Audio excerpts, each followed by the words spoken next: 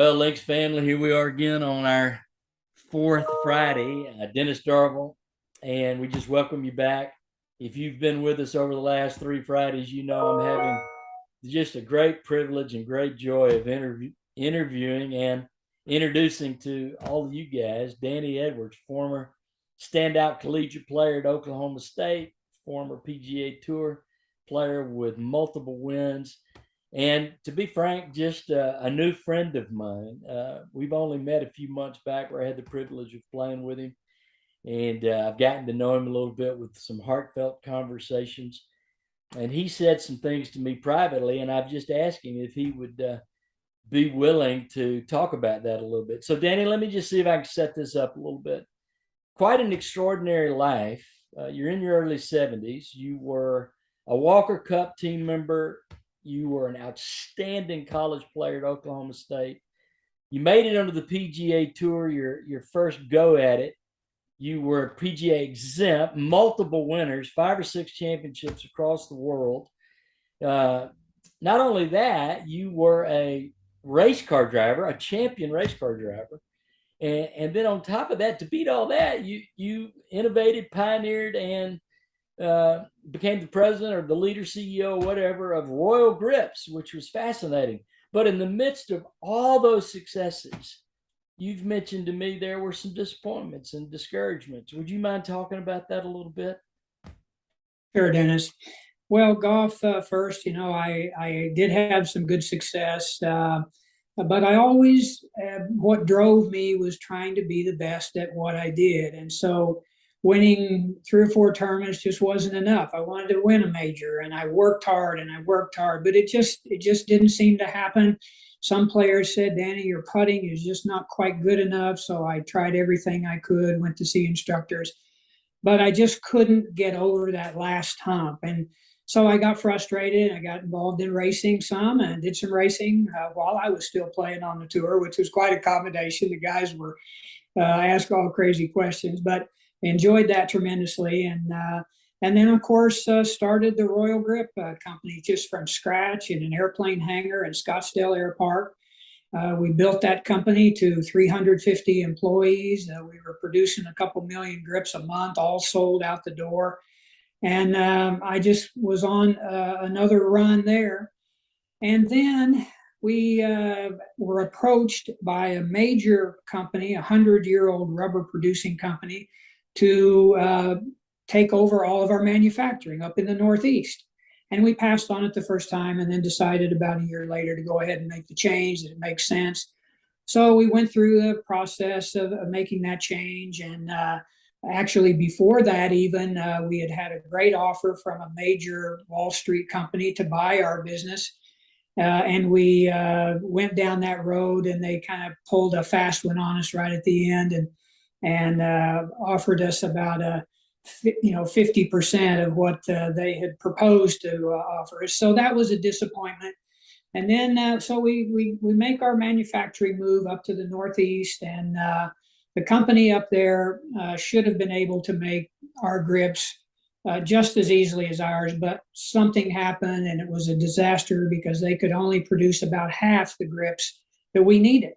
So I had to call all of my OEM manufacturers. We had some 75 manufacturers and golf club companies that were carrying our Royal grips, and had to tell them we couldn't guarantee supply. So we lost all of those customers and essentially lost our business.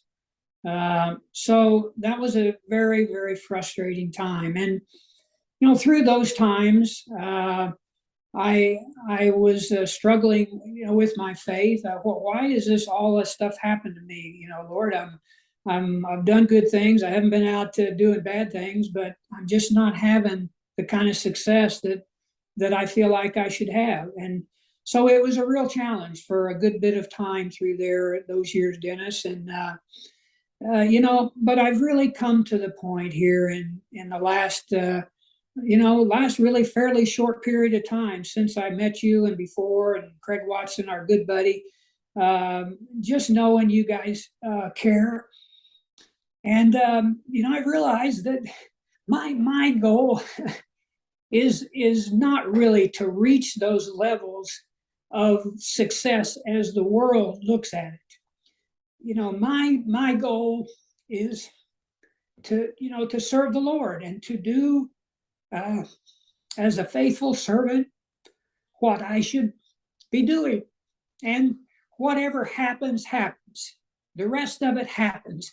I can't control that, but I can control my faith and how much that means to me. So, I'm back in that position. I'm back like I was close to the Lord years ago. And excuse me, but I'm happy about that. Brother, this is what these 4 weeks have all been about, just getting to this point. Look, you're exactly where I've been in my life, walked with the Lord, drifted, and then the Lord in his grace came and got me. And so you're in a great place. Listen, I know the last 2 minutes of what you just shared very authentically and sincerely about getting to a place in your life where your faith in Christ means more to you than anything in the world. And that's going to touch a lot of people's lives. There are a lot of men and women watching this who have been through the same thing. Maybe some men are out there right now who haven't quite made it back, and the Lord's nudging them. And I just trust and hope that here I am talking to Danny Edwards, a highly accomplished man who was very genuine with us and transparent. And I'm just trusting the Lord that what you just walked us through will mean so much to so many. Let me look before we close, and we've only got maybe a minute here. I understand that you have now pioneered yet something else called the chipping equation. Craig Watson, college golf coach, swears by it. I know virtually nothing about it other than I think Craig told me that you've had TrackMan scientifically corroborate your theory, and so now you're pioneering yet another thing called chipping equation. Take 45 seconds and give us a quick commercial, and let's see what can happen out of that. Well, thanks, Dennis. I always agonized in the pro-ams every week the inability of my amateur partners to chip. I would ask them how they're approaching the shot, and they were really deer in the headlights. So I started doing some study. I came across and met a guy who was one of the 3 original calibrators of the TrackMan system, and asked him if they'd ever done an analysis of chipping. He said no. And so I asked him if they would. He said, we'd love to. So they did the first ever TrackMan analysis of chipping in Denmark about 4 years ago. And they found out basically, and very categorically, that the lob wedges with slow swing speeds around the greens don't produce enough compression to the golf ball to stay on the face. So the ball rolls up the face and skids across the face. That's exactly what they said. So the chipping equation is a simple method for all golfers to allow them to calculate a precise landing spot with a much less lofted club and the predictability of the rollout. So they can select a spot, land the ball on the spot with a precise setup, and that ball will roll out and finish a foot or 2 or 3 from the hole. It's predictable. Okay, here's the deal. I'm getting on a plane.